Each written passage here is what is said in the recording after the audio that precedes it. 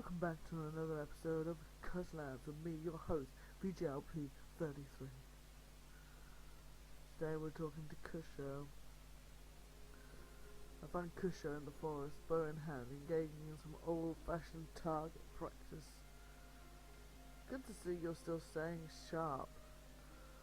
Indeed, I've got a new toy to play with, and I want to make sure I am prepared to use it effectively before we carry it into battle.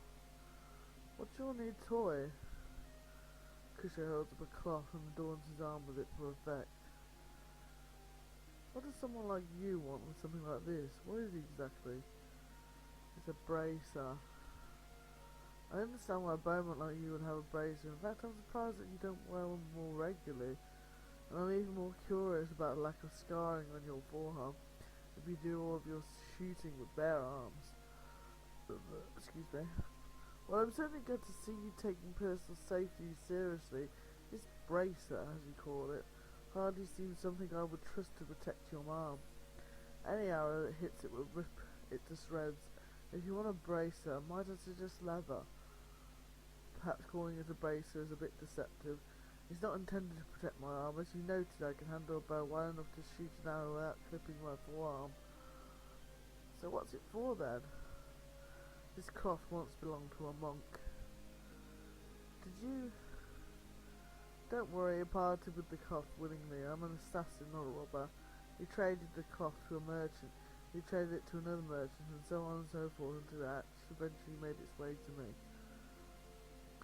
I'm not adept in the ways of magic, but the monk who owned me before it must have known a thing or two about vanquishing the foul, because when I wear this bracer, if I knock my arrow just right so that it all but grazes the cloth, it gains a certain luminescence. You might say that it allows me to shoot holy arrows. Ah, that's quite a useful trick. Indeed it is, and unfortunately it'll have to remain a trick. I can't reproduce the holy arrows in any sense of regularity. Sometimes even the slightest breeze of the slope signals a drop of sweat causes me to just barely miss that sweet spot or hit it. Still, a bracer that allows you to shoot holy arrows even a small portion of the time, that's got to be a useful weapon against the undead, don't you think? It sounds intriguing, Cusho. Only time will tell, but my intuition tells me that you've just made a very worthwhile investment. Go back to map. There's no one there. End of day. End of day. Cedric greets me through his door and invites me in. I'm having coffee if you'd like to join me. Thank you for the invitation. I'll be glad to join you for a cup of coffee. Cedric pours me a cup of brown liquor from a pot and hands it to me. I take a sip of the liquid and nearly gag on it. The coffee is thick and gritty, as if it hasn't been filtered. Ah, sorry, I should have warned you. It's not the ordinary pot of coffee. I understand it's not everyone's cup of tea, if you would forgive the expression. With a bit of willpower, I managed to swallow liquid in my mouth. Well, what do you think? It's rather unique. Ah, so this is your first time having sock juice, eh? What is sock juice? It's like normal coffee but filtered through a sock. A soldier had to do with what he has. I use a clean sock, mind you, but it's not exactly the same kind of texture you get with a proper filter. Complaining about sock juice is a universal pastime among soldiers. If soldiers hate the stuff so much, why do you prepare it yourselves in the comfort of your own home? Habit partly. I make my own coffee and I make it the way I learned to make it. Also, the texture has grown on me. I don't think many people can come to like gritty coffee. I guess that makes me unique then. But more than habit or taste, I think the reason that I make this coffee is that it grounds me. I used to be an ordinary foot soldier, you know. And now look at you. Yes, I've somehow become a bit of an aristocrat. This terrible coffee is one of the few things that connects me to the common man. Perhaps it's presumptuous of me to think of it that way. But it does at least serve as a reminder of the life I used to live. I've seen some aristocrats who engage in combat sports, boxing, fencing, martial arts. Have you considered any of those? No, I don't think I ever shall. A friendship bat serves as a very full-fashioned smile of what a soldier's life is like. Normal soldiers don't do much fighting, very prove their bare hands. It's not about the technique, Daniel, it's about the stakes. When a soldier raises his spear and charges into battle, his objective is to kill, and he risks his life. Neither of those are in play when two aristocrats don gloves to engage in a boxing match. Furthermore, very little of a soldier's life is about combat.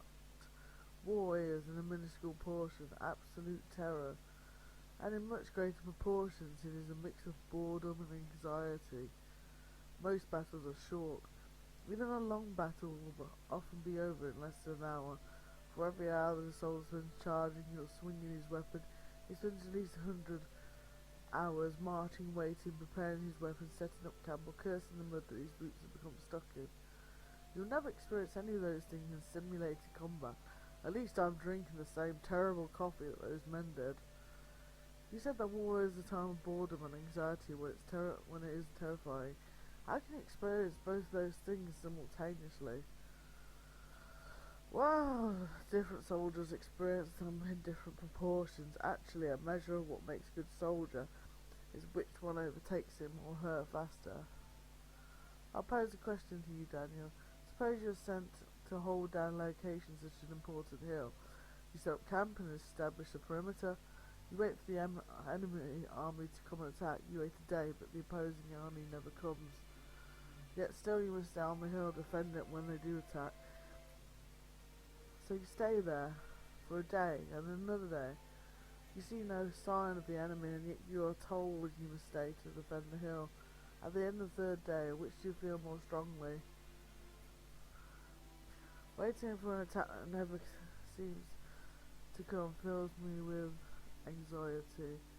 It will make me more anxious than bored. Anxious over nothing happening. Yes, in fact, a situation where nothing happens will fill me with more anxiety than a situation where things happen.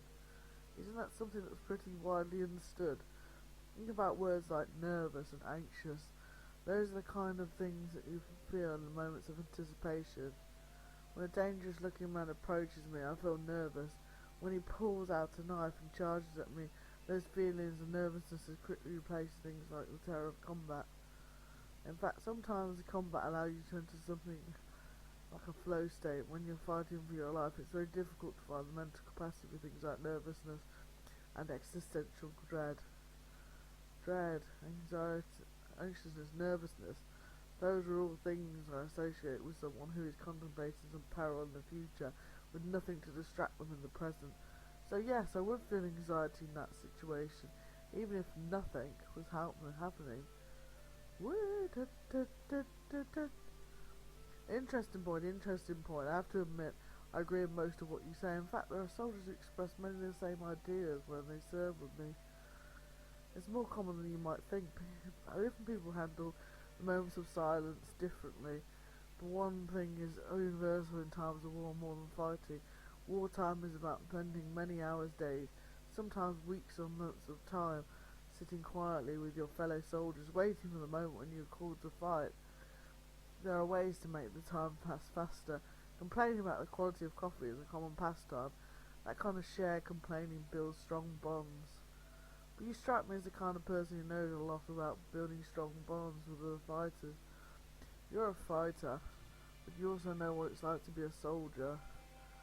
You know what it's like to exist in that interstitial time between fights, when you have nothing to do but seek the companionship of people who will be fighting alongside you in the next engagement. Whether or not you were doing it intentionally, you spent a lot of time preparing to be a soldier. Cedric takes a long sip from his cup and sets it down. The cup is empty. If you ever want to get to know someone better, brew a pot of sock juice for them. It might not be a pleasant experience, but I think you'll find it reveals a lot about their personality.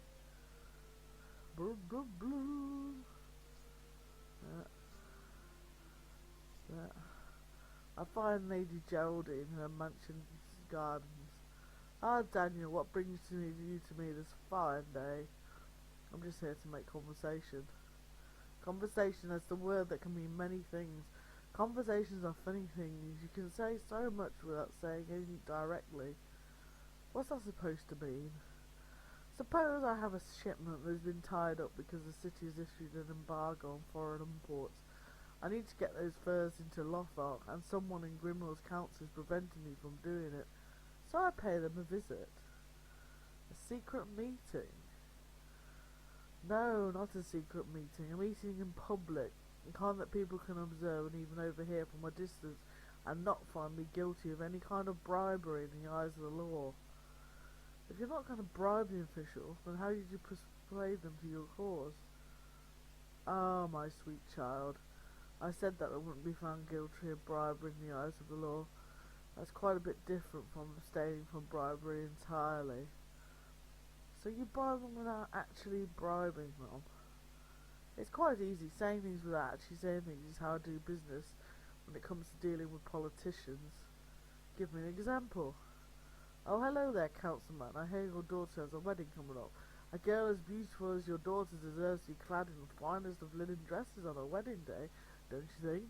Wouldn't it all be wonderful if she could find a tailor who could offer her fine linens for a tiny fraction of their retail price? I know men in your position will often spend as much as 2 months' salary on a wedding dress for their daughter, so to be able to find one at a significant discount, what a fortunate thing that would be indeed. Well, goodbye, councilman. Have a pleasant day. So you don't even put an offer on the table? No, but I make it clear what I have to offer. I must admit the part where you tell him what he gives you in exchange. I don't need to tell him, Daniel. Any councilman worth bribing will already know that I want what I want when I sit down to talk with him. Again, this is how I am able to communicate so much while saying so very little. She's an idiot, in other words. The fact that these words are coming from my lips specifically is part of the message. What a meaningful innuendo. You know what you're offering a bribe, and he knows that you're offering a bribe, and you know that he knows, and he knows that you know. So the idea of a plausible deniability doesn't really enter into it. Just meet in private and say what you really mean. Private meetings look suspicious. People might begin to suspect me in the help and the hypothetical councilman of collusion if we disappeared into rooms together to discuss things in private. In the commercial district of a place like Grimmauld or Lothar, secret meetings aren't quite so secret. Why? I'm sure that your visit today to me today won't remain a secret. I'm a target for spies. You're not the target, I am. And spies, no my dear, not spies. You might call them commercial informants. These aren't spies sent by a foreign government to uncover a nation's secrets. The eyes and ears of rival merchants, trying to stay one step ahead of the competition. And I'm not above using them myself. How do you think it is that the first time you came to Lothar, I was the first person who managed to get your attention? It certainly wasn't coincidence that led you to me. I know what happens in the city, so do my rivals.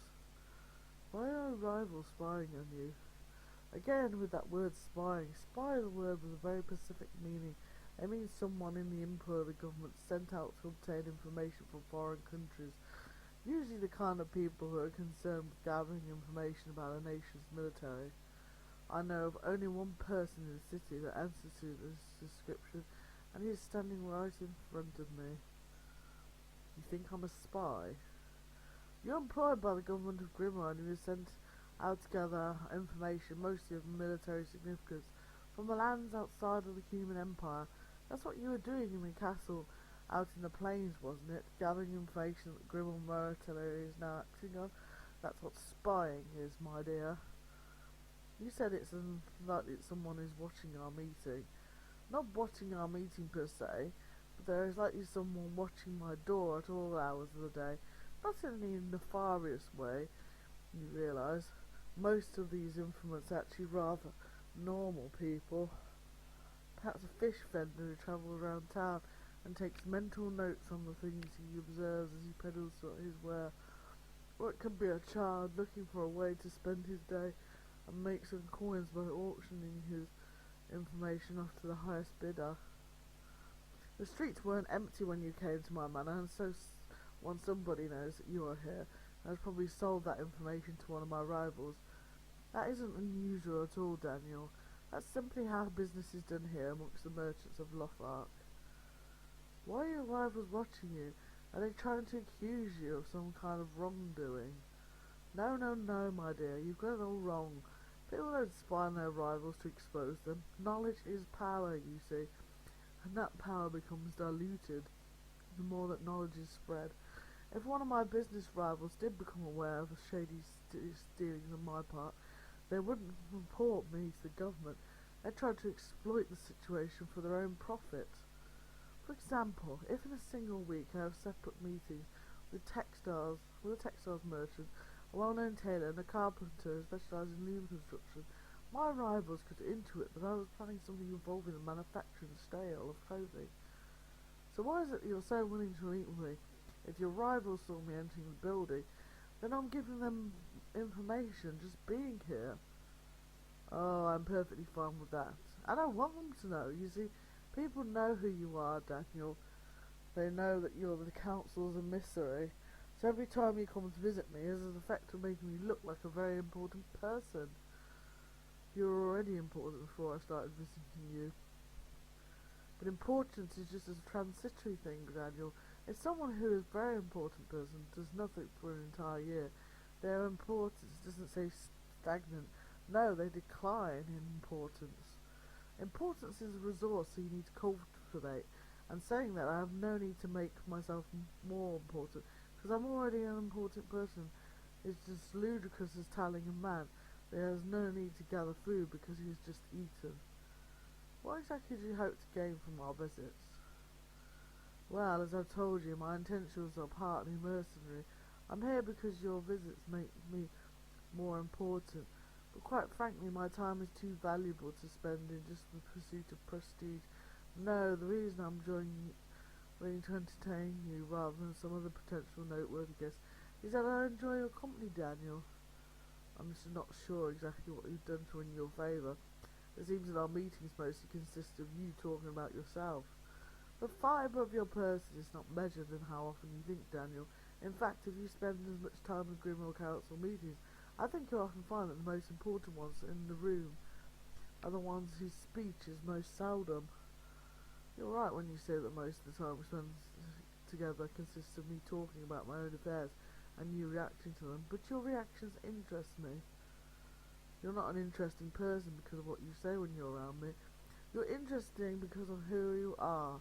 As far as I understand, before this whole business with the vampires and Lamar Castle began, you were a relative nobody. And almost overnight it seems that you've been elevated to a very important role in all this. Not many people can claim to represent the interests of Grimmauld Council. I've asked myself, what is it that makes you so special? I suspect that you yourself might not know the answer to this question, and so I think that the best thing for me to do might be to simply sit back and observe you. I spout various platitudes, and depending on how you react or fail to react, I gain a bit of insight into who you are. And why do I care? Mostly because I'm just curious, because while it's often tempting to measure my success in terms of wealth and influence, the thing that I value most is understanding and insight. The most satisfying visits and meetings I have are not the ones that result in a lucrative business deal, but the ones that result in me coming to new conclusions and discovering new ideas. Of course, you will one day prove useful to me. That I'm also banking on, because my experience has told me that fascinating people often tend to be the epicenter of lucrative business opportunities, but the fascination itself is more worth the time I spend talking to you. What kind of person are you, Daniel? How do you see yourself? I'm an ordinary person, and yet you've accomplished extraordinary things. I didn't invite Mar by myself. Perhaps I just have a knack for surrounding myself with extraordinary people. Isn't that in itself an exceptional talent? Someone with a knack for gathering the talented and putting them to work solving difficult tasks. I think there's a name for that skill set. I think it's called leadership. You can call it a skill, but it might not be as easy by look. It's not inconceivable that someone simply wandering around at random might happen to surround themselves with a collection of talented people. Well, if it's luck and not skill that brought you where you are today, then you must be the luckiest man alive. And maybe if I keep spending time with you, some of that good luck will rub off on me. I don't think it works like that. Good luck isn't contagious. Isn't it? Oh, don't forget. Oh, the copious talented people that you surround yourself with are shared in your victories. So in that sense, your good luck has been contagious. I won't be so strict to ascribe to random chance what seems to be a very consistent pattern of exceptional achievement. False humility isn't a virtue, Daniel. What if it's not false humility? Then it means you're delusional, and I mean that in the most affectionate way possible. You'd have to take it as a compliment then, but it's not often I hear the word delusional used as a term of endearment or praise. I appreciate your willingness to engage in this exercise in self-reflection for my sake, Daniel. Turnabout is fair play, isn't it? Don't I get to ask you questions? The purpose of asking someone questions is getting them to talk. I think we've already said quite a lot, haven't I? In fact, we've been talking so long, I've nearly forgotten another engagement I have to attend to. I'm afraid I'll have to chase you away and ask you to continue this conversation another day. Hopefully you don't think me rude. There we go. Until we meet again then.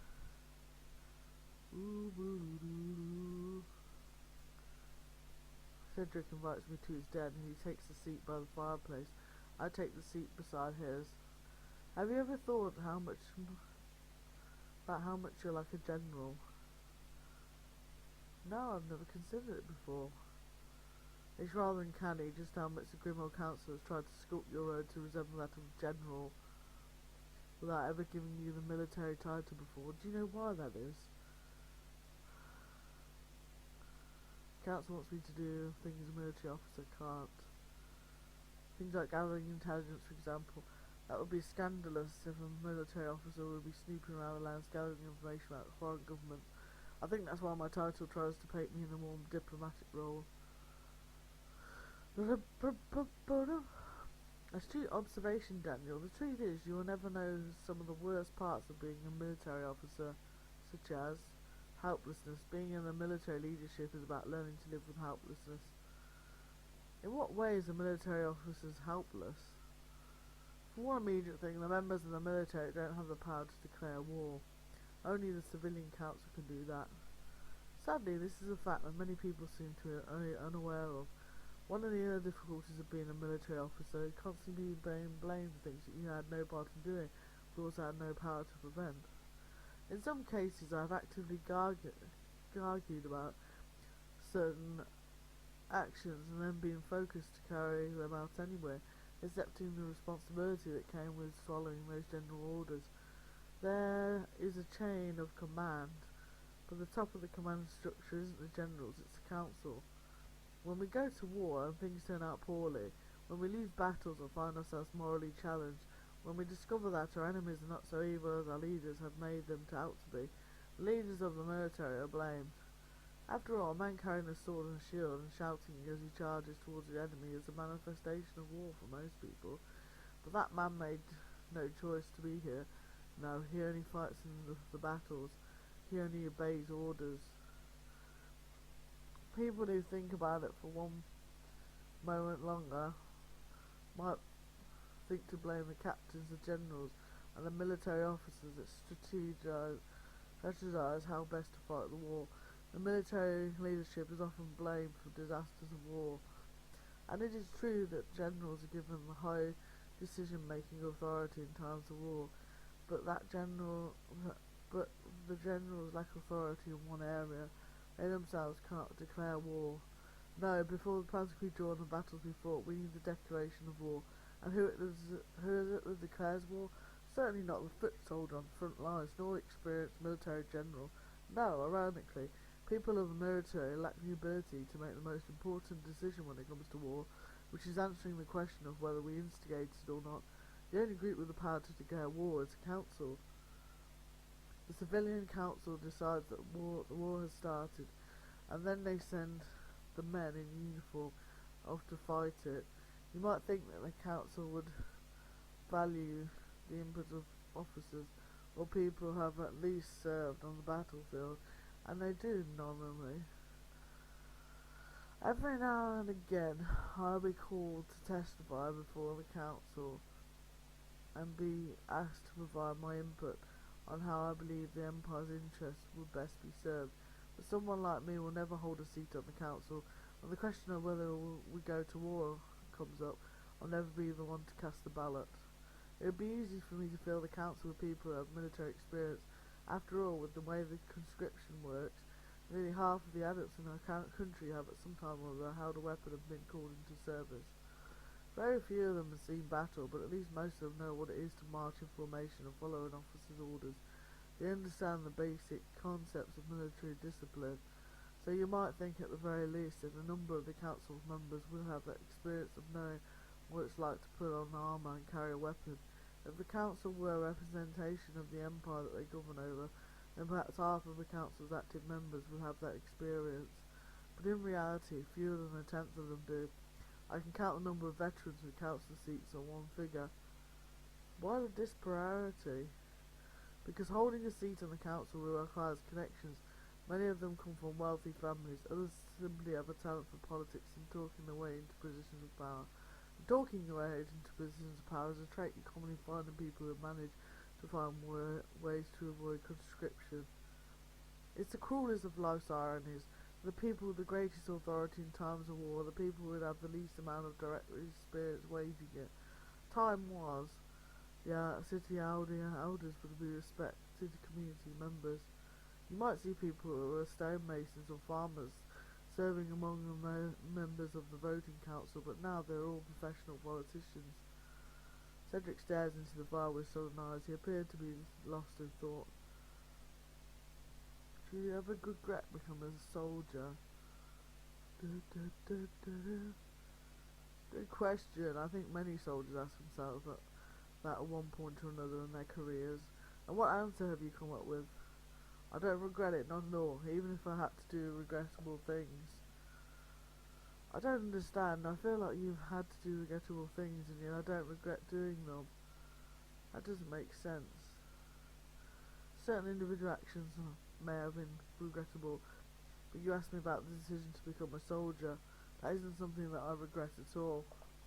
I'm having trouble seeing the distinction. Imagine that you made the decision to be a father. In the process of raising a child to adulthood, you're bound to have some regrets. You make some mistakes in parenting, but at the end of it, even in spite of the mistakes, would you regret your decision to become a father? Those are two different questions. Just because something is not perfect does not mean that it is regrettable. My decision to make military service to my life's work is much the same way. I gave up some of my own agency so it could be used as an instrument of good in the world. The cost of it is that I've always fashioned myself as someone who can be used as an agent of destruction.